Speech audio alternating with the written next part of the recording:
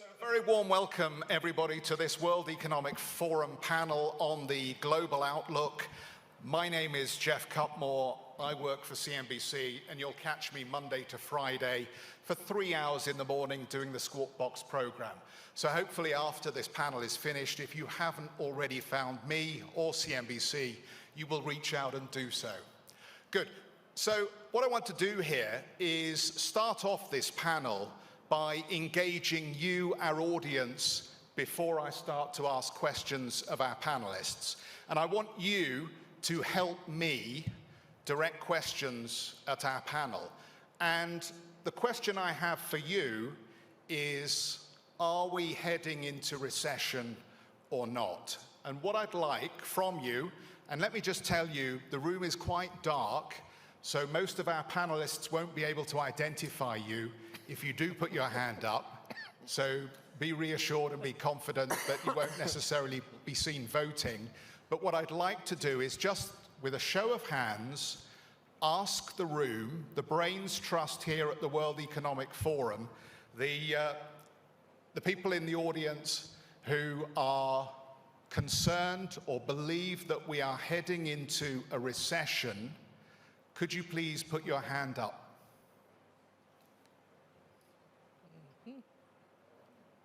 Okay, just very roughly, that feels like around half of the room to me. Nodding heads, about half the room. Right, okay. Let me ask you a different question.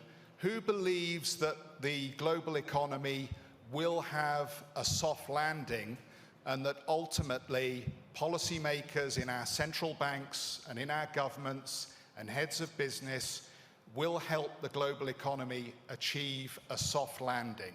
Who thinks that that is the most likely outcome? Please raise your hands. Okay, well, this is not scientific in any sense of the word, but on a simple count of hands in the room, I would say that around half of you feel that a recession is very likely, and a small number of you are confident that a soft landing can be achieved. So I think that gives us a very good sense of the mood in the room, and that, of course, helps me shape my questions to our panel. And let me introduce our panel, because I've made them sit here and not say anything for a few moments, and I think it's important that we bring them in because they are all very important people with very interesting connections to the global economy. So let me start with Kristalina Georgieva, the Managing Director of the IMF. Good to have you with us, of course. You appear to have set the tone, almost, of this meeting by talking about the confluence of calamities that are facing the global economy right now. So hopefully we will address some of those potential calamities, and we will address how policymakers can best negotiate them. Francois Villeroy de Gallo, the Governor of the Bank of France, a very warm welcome. You're also on the ECB Council, of course. You said on Friday that our short-term priority is fighting and mastering inflation. Events have overtaken us in a sense that Christine Lagarde today has made it very clear that the ECB is now embarking on a rate hiking cycle this year, and we may even see 50 basis points at a single meeting. We will see. I love the Gallic shrug so early on in the panel. Jane Fraser is the CEO of Citi, who forecast a brutal winter for markets, not at the beginning of the year, not a month ago, back in October of 2021. So your crystal ball was working very well, I have to say. You also expressed caution about the Chinese economy coming off the boil. So that, again, was another very prescient call, and I'm now thinking about relocating my pension fund, given that she seems to be so accurate on what is likely to unfold in markets. And David Rubenstein, co-founder and co-chair of Carlyle Group. Great to have you on the panel. You told CNBC back on the 5th of May, inflation has been a problem, but it should not cause a recession. And I think we can update that view because you were on CNBC earlier today, and I think you reiterated pretty much the same point that you feel we can escape recession, as did President Biden when he was asked the same question. So you're in a steamed company in Tokyo within the last 24 hours or so. So let me get on to some questions. The OECD has just trimmed first quarter GDP quarter on quarter to 0 or negative for most of the G7 economies. So given the mood in the room here, Managing Director, are we actually already in a recession in some G7 economies? And how concerned should we be about that? You scared the audience effectively, but I can tell you, you have not scared your panel. So my answer is going to be not at this point. It doesn't mean it is out of question.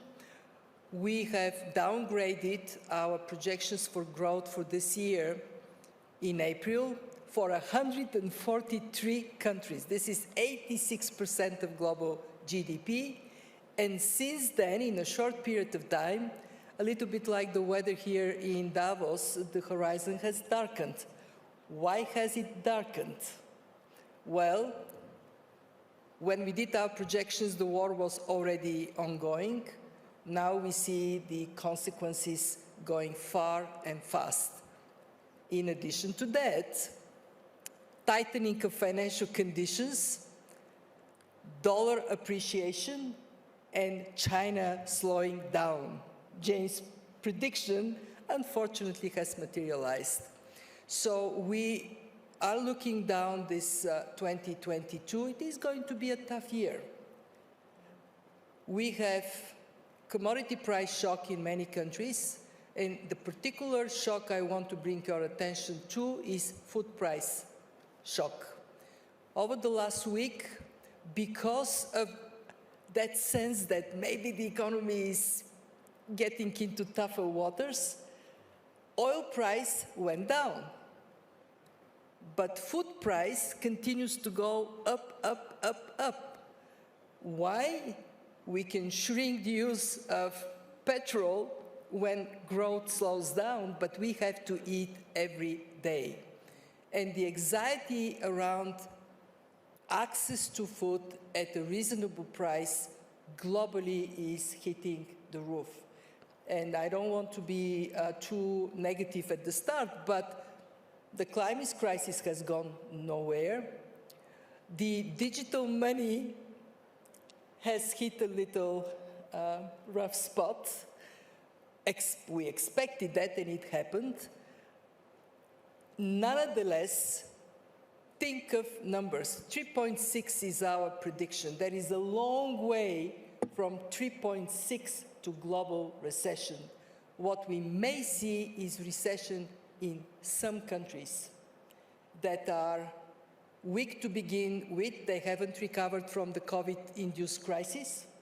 They are highly dependent on imports from Russia of energy or imports of food, and they have somewhat weaker environment already. But we have not seen that yet. So you've laid out, I think, very clearly for us some of the ongoing challenges. David, why do you feel more confident that recession can be escaped, and is that only for the United States? Well, when I worked in the White House under President Carter, the inflation advisor, Fred Kahn, said that he thought we were heading into a recession right before the 1980 presidential election. And President Carter called him into the Oval Office and said, look, I'm running for re-election. Don't use the R word. It scares people. So Fred Kahn said, what am I supposed to do? I'm an honest man. So he said, just don't use the R word. Subsequently, Fred Kahn said he thought we were heading into a banana. And he used the word banana because he realized reporters wouldn't put a headline that said, Fred Kahn thinks we're heading into a banana. So I'm very reluctant to use the word recession. But let me just say that we're not in a banana yet, but I think the signs are not as favorable as I would like, only because the war in Russia and Ukraine is not likely to end soon. If the war ended tomorrow, I think the economy would bounce back. But since it's not likely to end tomorrow, I suspect that will be the precipitating factor, given all the food chain and energy problems that come about because of it. So I think, I don't want to say we're in a banana, but I would say a banana may not be that far away from where we are today unless the war ends very quickly. It's such an important question. I think we should let every panelist have a go at this. Jane, how do you feel about the outlook from here? Yeah, I think, David, to your point about the R word, there are 3 R words right now. It's Russia, it's recession, and it's rates. And it depends where in the world, which one is more prevalent. So in the States, it's much more about rates because there's more resiliency in the economy, in the labor market, in the consumer. The consumer is sitting there on $3.4 trillion of deposits. Coming into COVID, they were sitting on $1 trillion. So there's some buffer there. To be seen if it's used wisely or not, the jury will be out on that. I think much more concerning for Europe, that is right in the middle of the storms from supply chains, from energy crisis, and obviously just the proximity to some of the atrocities that are occurring in Ukraine. When you go elsewhere in the world, I'm just back from being in Asia and in the Middle East, and it was wonderful to see those countries again in person. They're different than they were coming out of going into COVID. When they come out of COVID, they are stronger. They're coming out of the lockdowns. There's some more sense of optimism there, and I think even China is seeing this as an event that's occurring rather than a long-term trend. They'll no doubt have some packages that they'll come to stimulate the economy. Food, to the managing director's point, is, I think, the big worry here, because that could be the wild card. When people are hungry around the world, and there's going to be 1.5 billion hungry people without necessarily either the means nor the access to food, particularly in Africa, but not only, that is a problem. We'll come back to the policy response and how we can address that, because clearly there is going to be a difference in how people experience a dramatic economic slowdown. I just wanted to be very clear, though, because you mentioned Europe in your answer. Are you pretty much convinced, then, that Europe will experience a recession? Yes. Let's take this to the Bank of France governor. And I hope I'm wrong. Can I bring this to you, Governor, because, and let me, if you don't mind, put another little spin on this. Is the EU ultimately going to drive Europe into recession by insisting that it abandons Russian oil and gas at this stage, or is there an alternative? So to take the European view, first we all knew from day one that this war was bad economic news, less growth and more inflation. And this is the price we accepted together to pay to protect our values, to be at the side of Ukraine and democracy. It was worth probably paying this price. We now know a bit more about the effects in Europe. About activity, and this is why I would disagree with Jane, at least so far. Activity is obviously less buoyant at the end of last year. We had a growth in the euro area of more than 5%, 7% in France, so it was really record high. But it's resilient. If you look at German IFO this morning or at Banque de France monthly surveys, and the IMF forecast for the euro area this year was 2.7%. We'll see where we are, but it's still significantly positive. By the way, services are in better shape than industry, so it's an opposite image if you compare to COVID. So the main problem, at least in the short run, is inflation, without any doubt. And inflation in the euro area is not only higher, even is slightly less high than in the US, but 7.4%, but it's also broader, and this is probably the main issue. Core inflation is 3.4%. And this is why we have to normalize monetary policy. Without any doubt, it's what President Christine Lagarde said very clearly this morning.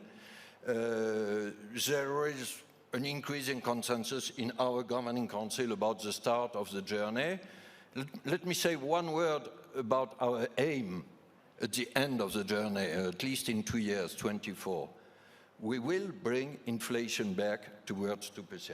And this is not only in all our forecasts. Look at all forecasts, including from the IMF, but it's our commitment. And we will do it through normalization of monetary policy and not tightening. I will perhaps elaborate on that. It's a normalization. The question of growth will come back. But I would play down the idea of a short-term trade-off between inflation and growth. In the short run, our priority is clearly, as you reminded, fighting inflation, and we will do it. So, Governor, very clear answer. Can you be equally clear with this answer? Are rate hikes in July and August now a done deal? In August, we have no meeting, Jeff. September? Well, you can have an emergency meeting at any point. Side. But do you want me to elaborate? No. July and September. Perhaps a general consideration. Attention is focusing very much on the short term. When will we precisely end net asset purchases? When will we have the first rate hike? All of this is important, but frankly, if you look at President Lagarde's statement this morning, the deal is probably done because there is a growing consensus. I think that the next steps of the journey are now more important. I made a speech 2 weeks ago about a possible roadmap going towards neutral rate and yes, achieving 2% in 24. I wouldn't over-focus on what will precisely happen in July, September, etc. But we have a roadmap. So I think central banks used to not tell people what they were going to do, and they didn't talk about it after they did it. You had to figure it out by figuring out what was going on in the market. Now, since Ben Bernanke in the United States and then Janet Yellen and Jay Powell, the Fed chairs have said it's better to tell people what we're going to do and explain what we did. And there's a plus to that. But the downside is once you say what you're going to do, if you don't do it, you've got bigger problems. So having said we're going to have 2 consecutive 50 basis point increases in the next FOMC meetings, if we don't do that, people are going to think that, A, we have no concern about inflation any longer, and that's probably not realistic, or if they give a bigger increase than the 50 basis points, people are going to say, oh, it's a bigger problem than they thought before. So either way, it's a difficult thing to do anything other than what you said. And so I think what the Fed chairman said, it's 50 basis points the next 2 meetings. I think it'd be unlikely he would change that position.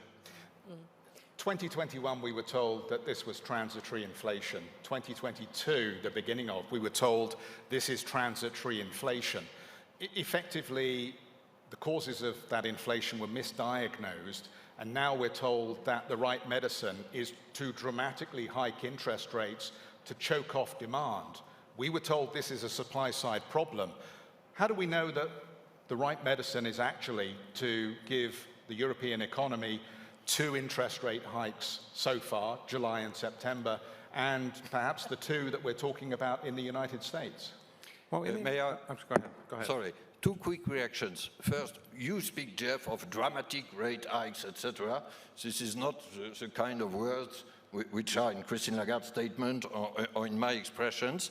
I use the word normalization for a very simple reason. We are still releasing the accelerator. We had exceptionally accommodative monetary policy with asset purchases, negative interest rates, even in our cases. And as far as we are not at neutral rate, it remains accommodative. So we are releasing the accelerator. We will see if later, after the neutral rate, we have to press the brake. And second, you are again with this idea there 50 basis points hike, etc. Frankly, we are not there. What is important is to see this journey, and it's not a dramatic change in the language. It's a change in the situation. There was a supply side shock last year, you are right. But it's why I mentioned that core inflation is increasing. And if you allow me a technical remark, in our forward guidance in the ECB, we have an important condition on underlying inflation, the third one.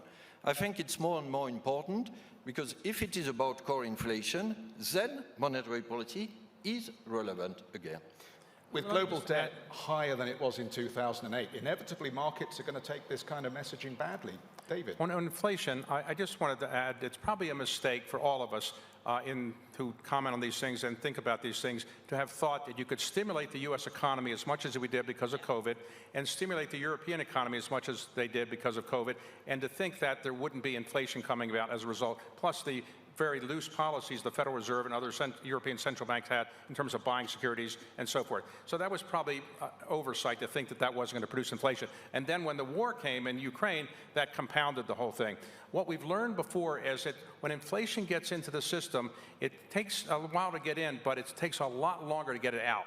And that's what Paul Volcker always used to say. It takes a lot longer to get inflation out of the system than get into the system. It's taken a couple years to get it in. It's going to take a while to get it out. Jane. And I think the reality is, if when you're asking any of us, what's the rest of the year going to be like, we don't know. There's uncertainties, I think, that will get clearer around supply chain. So if all goes well, we're starting to see the supply of commodities beginning to outstrip demand, because to the managing director's point, you have an ability to reduce down demand somewhat on the commodity front, excluding food. So I think we're getting quite optimistic that there is a path forward from the chaos we've been seeing, that the supply and demand imbalances on commodities will ease up. That will help. But on all of the geopolitical and the other fronts, we just don't know. And so what we're asking of our central bankers is a very difficult thing, which is to take actions now without quite knowing where they'll overshoot or undershoot. And I think we've got to have some patience here and really have our eyes open and understanding what happens to consumer behavior, what happens to confidence, what happens in the corporate sector, and take this step by step. Well, Kristalina, I mean, Managing Director, one of the problems with this story is that we know that in part the supply chain challenges have now become incredibly politicized. You know, the focus very much for companies all around the world is looking at the manufacturing hub of China and China's response to COVID. And we've talked a lot about that, you and I, in recent months, and you've given very frank views about how you think that living alongside COVID has to be the right response. But here today, we now have President Biden ratcheting up the tension again with China over the issue of Taiwan. This will only increasingly politicize the supply chain story and encourage disinvestment of Chinese businesses in America and American businesses from China. How does this help with inflation? Let's go back. In 2021, we were all overly optimistic that having vaccines is going to eliminate lockdowns. And at that point, we didn't think that supply chain interruptions are going to play a major role. Now we know better. Supply chain interruptions because of COVID today are a major factor for the Chinese economy, for the Asian economies, for the world. The second thing we learned with the war is that there could be unthinkable shock that adds fuel to the inflation. And that is a broader lesson. We do live in a more shock-prone world. What is the conclusion if you are a business person? Forget about politicizing, not politicizing. You would say, I have to change my view of economic efficiency to include supply chain predictability. Security of supplies clearly cannot anymore be left on the theme of least cost solution. And therefore, we all have to think of the years to come, whether this change in our concept of economic efficiency that includes supply security may be a more permanent factor pushing prices up. And if it is, then, since you say I'm very frank, I will be very frank, then we all have to think collectively whether we can afford the luxury of fragmenting our economies even further. What is going on in this more shock-prone world should press us to seek ways in which we work more together.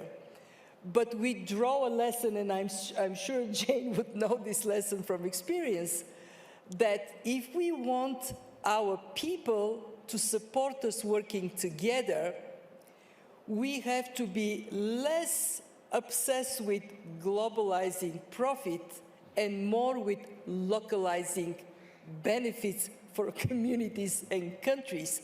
So to put a positive note here, we did get a tax deal, 137 countries agreeing that there has to be a fair distribution of profits of global companies, some for the country they are generated, some for the countries they come from. And there should be a minimal tax that everybody subscribes to.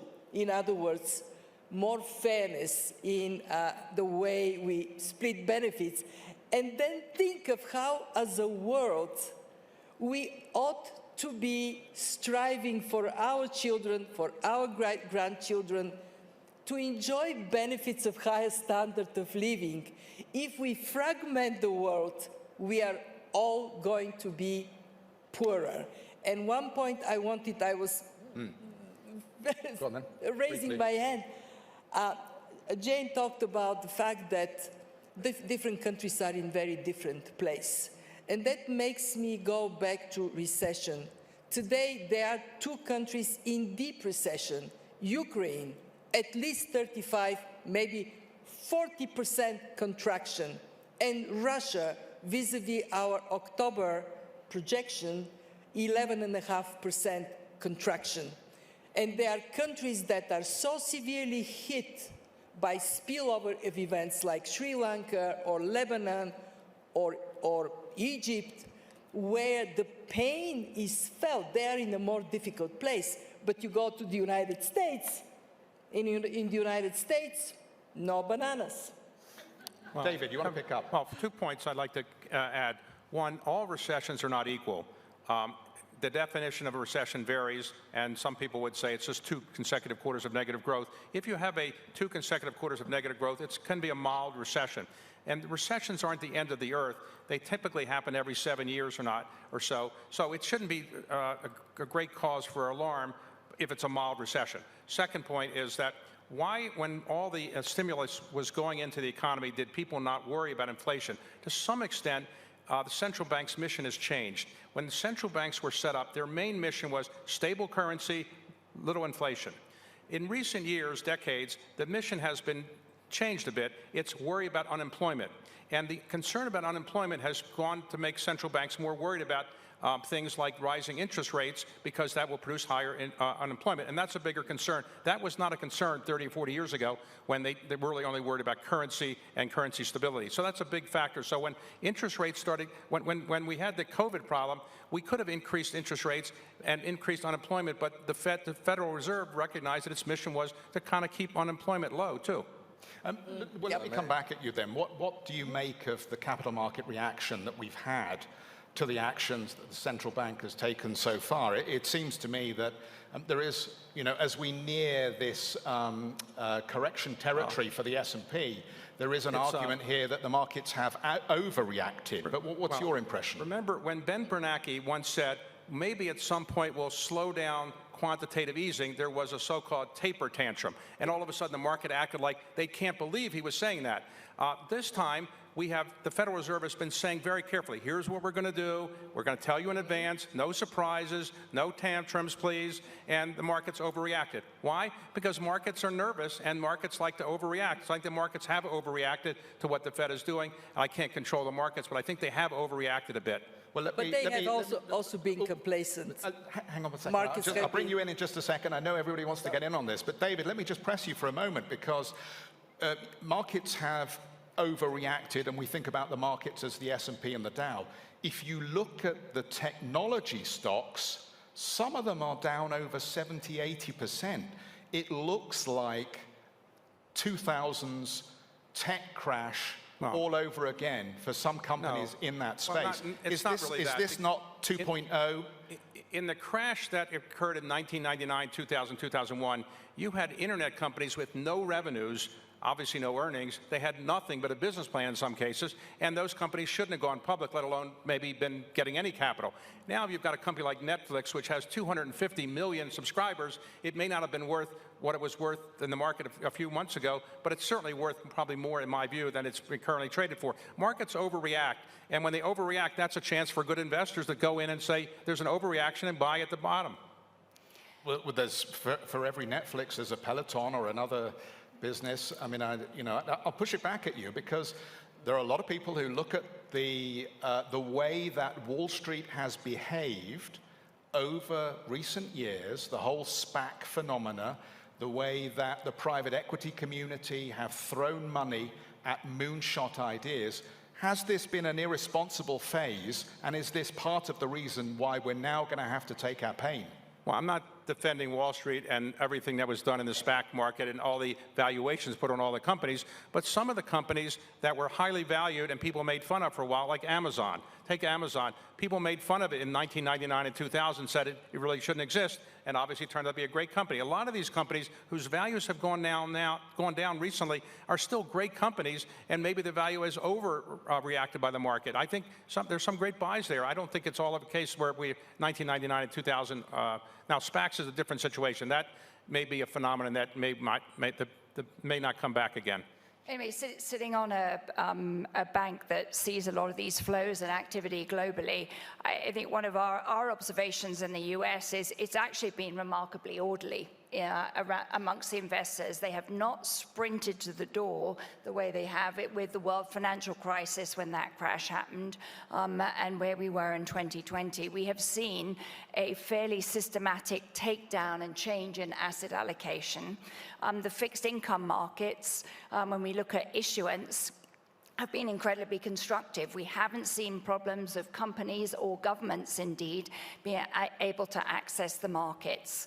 And debt issuance has been identical to 2019 as it has been this year. So I think it's important not to confuse order and orderly shifts to the changes that David's talking about with some necessary corrections that occur. And from our perspective, frankly, what Chairman Powell is wanting to have happen, which is an adjustment in the behavior, and in the States, it's not only that the inflation, but it's adjustment in risk assets. We're seeing that occurring in the equity market, the credit market.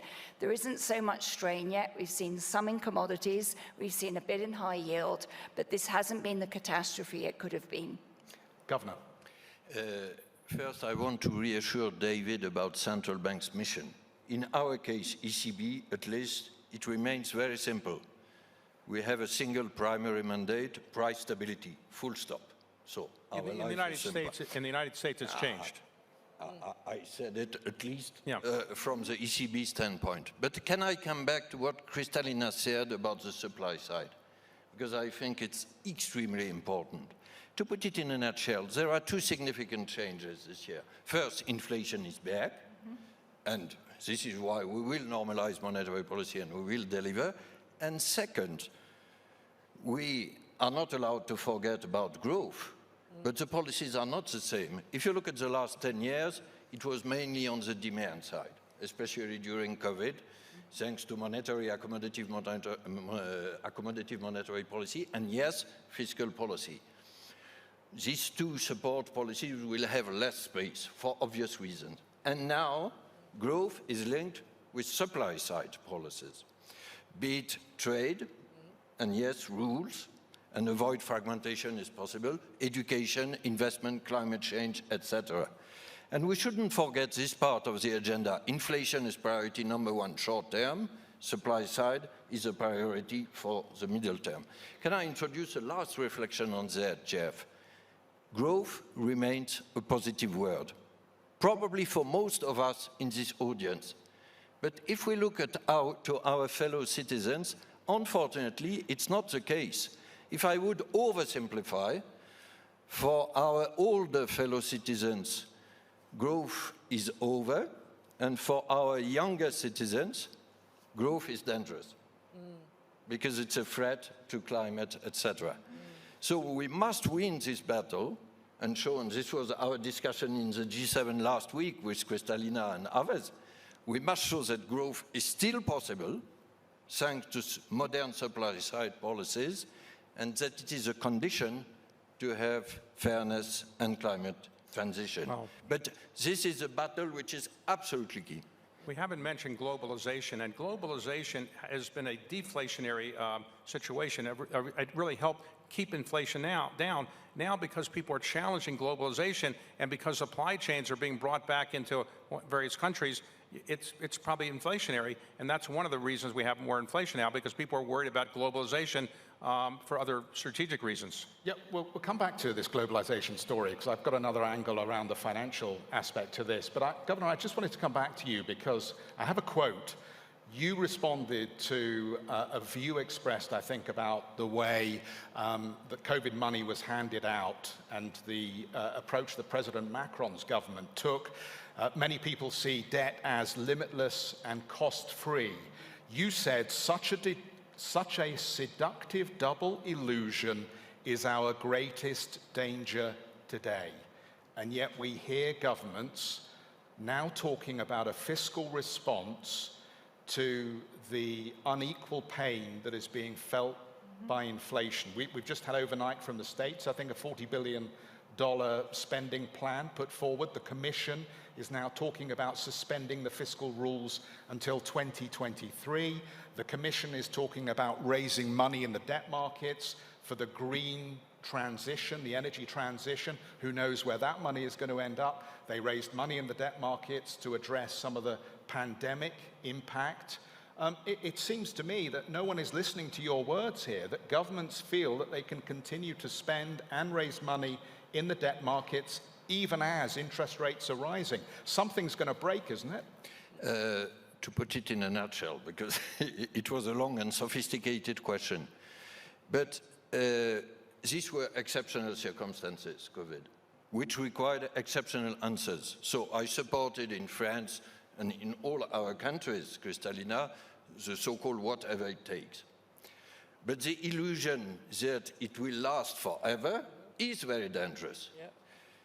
2 years ago, the debt had almost no cost because we had zero or even negative interest rates, and no limits because everybody was borrowing. But now debt has a cost everywhere, in the US, in Europe. It has a positive cost. If you look at the 10-year US at 3%, if you look at France, it's 1.6%. So it's a dramatic change. And second, it has limits because it cannot be exceptional circumstances forever. This is why we should care about sustainability. And I believe that we can find other ways to finance these supply changes Kristalina mentioned, associating also private resources and funding. In our case in Europe, it's the so-called capital markets union. So not everybody should rely on fiscal policy. Yep. I mean, you know, unfortunately, it always seems to be an exceptional circumstance, doesn't it, when governments raise money to address problems in the economy. David, very quickly, and I want to bring the managing director in because she's waited a long time to respond. You raise a very good point on debt, which we hadn't talked about. The United States has now $31 trillion of debt, 31 trillion, about 129% of GDP. The only Western European country with higher GDP ratio is Italy. So we have a very high debt ratio, and the truth is we've been paying this debt for a long time with very low interest. As interest rates rise, it's going to eat up more and more of the budget. Right now we're spending 7 to 10% of our budget in the federal government on interest. It's going to rise to the teens and higher than that, and so that's a big problem, which I think is a bigger economic problem in the future than almost anything we've talked about. Managing Director, let me come to you because I want to ask a slightly different question, but it does relate to everything we've talked about. The World Economic Forum's own economist survey threw up an incredible statistic. I think of the 50 economists that they had in this survey, 90% of those economists expect average real wages to fall across low-income economies. Now, back to this question of the appropriate policy response. How do you protect those people without worsening inflation, but guaranteeing they have access to food, to the security they need to live a good life? From the very beginning of the pandemic, we have been ringing the alarm bell that there is a dangerous divergence in economic fortunes between advanced economies, middle-income countries, low-income countries. Remember the statistics. Advanced economies port 28% equivalent of GDP in support for their households and their businesses. Middle-income countries, 6%. Low-income countries, 2% of a tiny GDP. This is first time in the last decades when poor countries, rather than catching up with those better off, are falling further behind. Why should we all in this room worry about it? Because it breeds instability in these countries. What can be done? You're asking the right question, Jeff. What can be done is, first, for richer countries to stick to their pledges to support low-income countries. Two, for institutions like mine to, in relative terms, step up support for those who most need it. Last year, we did $650 billion new allocation of special drawing rights. This year, we are doing, for the first time, a massive transfer of special drawing rights from countries like France, that gets it, but has a great central bank and a policy, very, very sound policy. They don't need this so much. So France committed 20%, other countries followed. We are now moving this money to be able to support exactly what you're flagging, the tragedy of poor countries, often not by fault of their own, but by exogenous shocks, the COVID and now the war, to be able to sustain these shocks and secure, the livelihoods, the lives of their people. I would add a third point that is so critical for our conversation. We must improve the way we cooperate, but not throw the baby with the bathwater. Globalization has served the world well, except that we made a big error to pretend that it has worked equally well for everybody everywhere. It did not. So concentrate on fixing what needs fixing so these countries can have a chance to be part of global value chains, to offer their people better opportunities. And this is why we are here in Davos, to do exactly that. Jane, you're welcome to applaud, please do. Please do. Jane, I just wanted to come back because, what David, in a way, implies with this hike in interest rates is there's going to be an even more intense competition for global capital. But I think we're now beginning to see the start of real deglobalization of the financial economy, because the sanctions against Russia have just told anybody that has dollar reserves they can be seized at any time, and your access to the SWIFT system for payment settlement can be closed off at any time. We've had a salutary lesson on how easy it is to cancel countries in monetary terms. Now, I don't want to pick on you, but I know that since you've been at Citi, you've now talked about exiting 13 markets. That's the kind of message that's the kind of act that sends a message that increasingly you don't see a value in being in some of these international markets as we see this deglobalization of the financial economy. So one, the competition for capital is going to increase, which is going to encourage countries to put up interest rates that can't afford them. And two, companies like yours that are relocating out of those economies are taking your business away from them. So we're not exiting 13 countries. So I read it wrong in the you read reports? It wrong. We open our bank stores in 97 countries every day. We operate 160, and we intend to stay that way. So you are not selling the retail operations in Mexico, in China, in Russia, in Brazil? I'm exiting a consumer business line to focus on the institutional clients that we serve in those countries, precisely because we see such growth in globalization. Our bank moves $4 trillion of volume a day in foreign exchange, cash management, and trade. That number is going to be 10 trillion before we know it. It requires significant investment. So I think, like many industries and many different companies around the world, we all have to invest in digitization, in scaling up, in being able to operate with the scale and speed of a digital world. To bring that back to globalization, what are the threats and what are the opportunities, therefore, from what we're seeing? Clearly, there are threats of fragmentation, splintering. There's been some weaponization of not just financial services through sanctions, but trade flows and other pieces. So it's changing the nature of globalization. I think one of the critical pieces is what do we need to solve to tackle exactly what we're all talking about here? And it picks up a bit of what David said. It's the technological advances that will enable us to move supply chain resilience. It takes someone 5 to 10 years to move supply chains dominated by China to other parts of the world and build this out. These are problems that are going to take long. It's a Herculean task to get the global economy to greenify. I mean, it's a complete overhaul of the global economy that's required. These are big challenges. They're sources of important resilience for globalization going on. And we're all going to have to be institutions with a brain and institutions with a soul, and operating both of those together to solve these problems. It can be done, but we've got to work on this on long-term problem solving, and it's exactly what David said.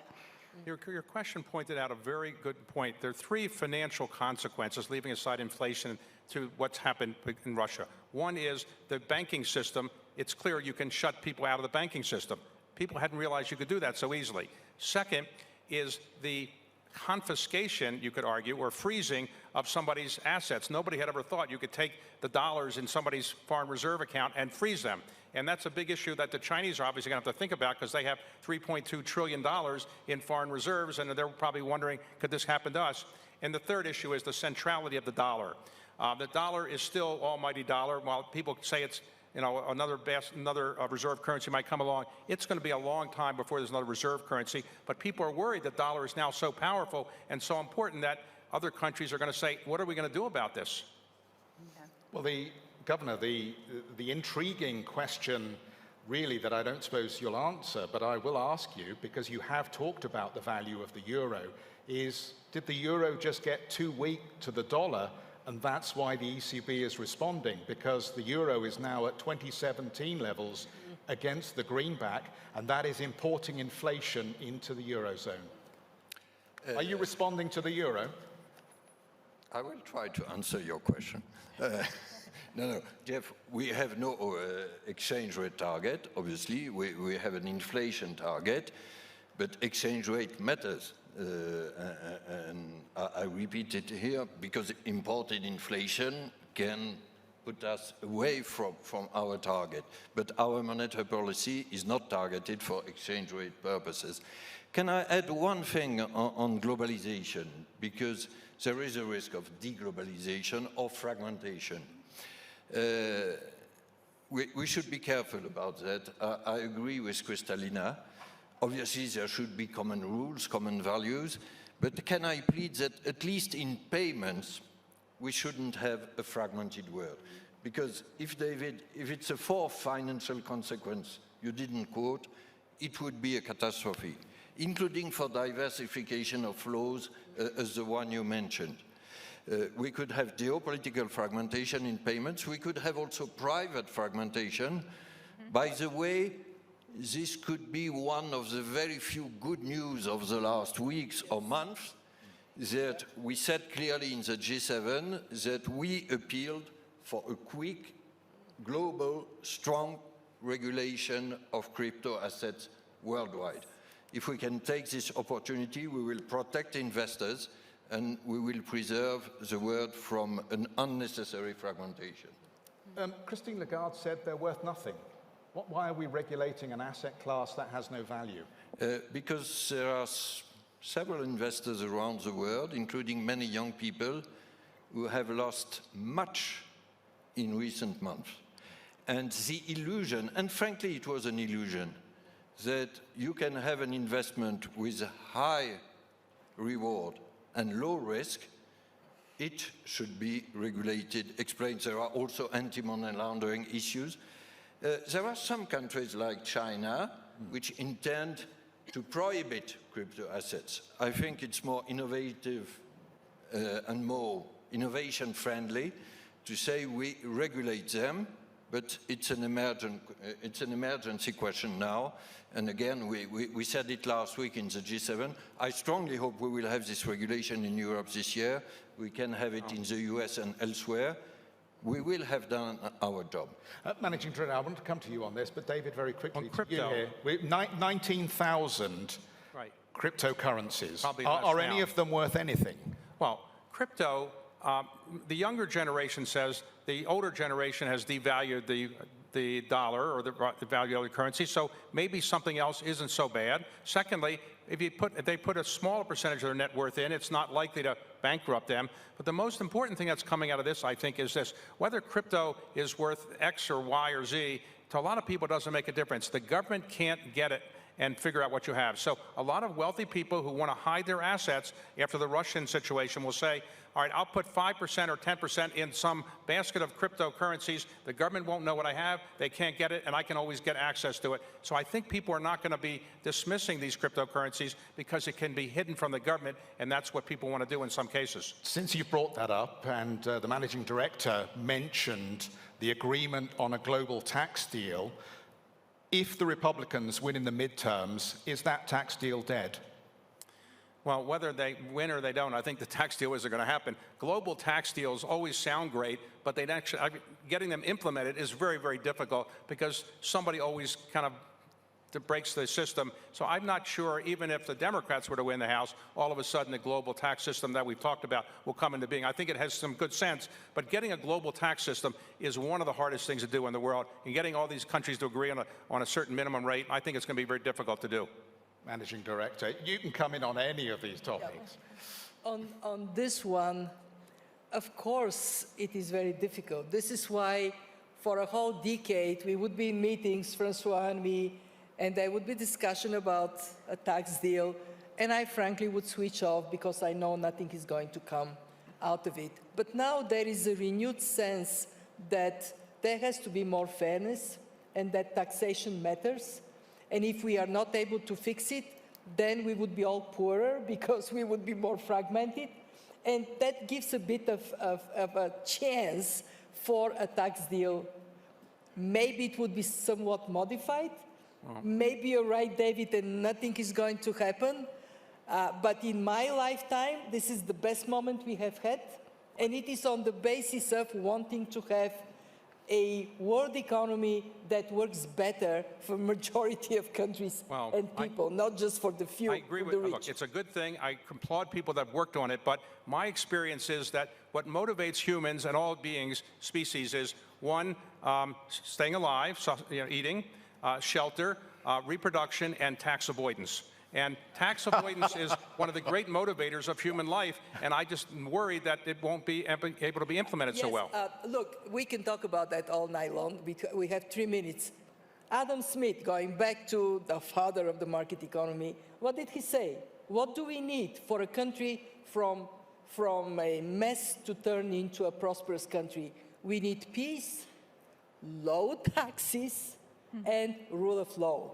So I'm all for low taxes, but I'm against income from poor countries being sucked into rich countries, leaving the problem you asked me about unaddressed. And can I say something about digital? We can go a little bit longer, I'm told. Okay. One big responsibility for all of us is to actually explain to people what is what. What is central bank digital currency? What is stable coin? what is the differentiation between real stable coins and non-stable stable coins, and what is crypto? We haven't done our job. When we look at stable coins, this is the area where the big mess happened.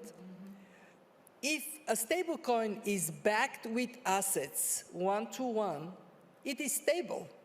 When it is not backed with assets, but it is promised to deliver 20% return, it's a pyramid. What happens to pyramids?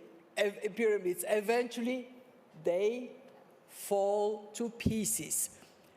And that is where regulation, Christine is talking about this segment, but regulating the stable coins, ensuring interoperability of CBDCs, and recognizing that Bitcoin may be called coin, but it's not money. All of this we need to work on. Governor, very quickly, see if I can get along the line very quickly. No, very briefly on that. First, I agree 150% with Kristalina. By the way, you have an excellent panel at 6 on CBDC, so don't miss it. And no, I only wanted to bring good news, hopefully, on this tax agreement. We could have good news on the European side, and believe me, having unanimity of EU 27 is not that obvious, but we could have good news till June, and then the good news might cross the Atlantic. And I think there is a sense of common responsibility. What is at stake with this crypto regulation, with taxation? It's not bureaucracy, it's not red tape. It's giving our fellow citizens the feeling that globalization can be fair. And if we miss these two opportunities, there are examples, but very good example. If we miss these two opportunities, we will have missed something much more dramatic. Because here in Davos, or in this room, we are in favor of globalization, but we must show that it can be fair, green, and bring more social justice. So let us take the opportunity. It's a burning political question. Jane, you wanted to come in. Yeah, so if you look at what's happening in the world, we're unbundling from what was the old institutions of the world financial order, and we're now rebundling around new digital architectures that are largely born digital. So there's a disconnect between the two. And I think to the point we're talking on crypto, or we're talking on all the different dimensions in the world, the imperative is that we bring with that the safeguards, the independence of institutions, and some of the software to make sure that that new system around these digital architectures does fulfill the promise and the opportunity they can afford for inclusion, for tackling the countries that are having challenges here. But it's going to require a lot of brain power and thought rather than just economic opportunism to make sure they work. So we love the technology, not sure about some of the crypto products as an example. It says time out on the board, but I'm going to grab a couple of minutes just to wrap up, because it's always better to finish these panels on a generally positive note, I find, and we've talked about a lot of the challenges here and that confluence of potential calamities that we could be facing. So maybe if I could just leave each of you with the opportunity to say in a few moments, what is the most positive thing that policymakers could do to make sure we have an easier ride going forward than perhaps some of the messages from the audience have suggested we will have? I would say over the last 25 years, we've had at least 3 crises that are worse than this.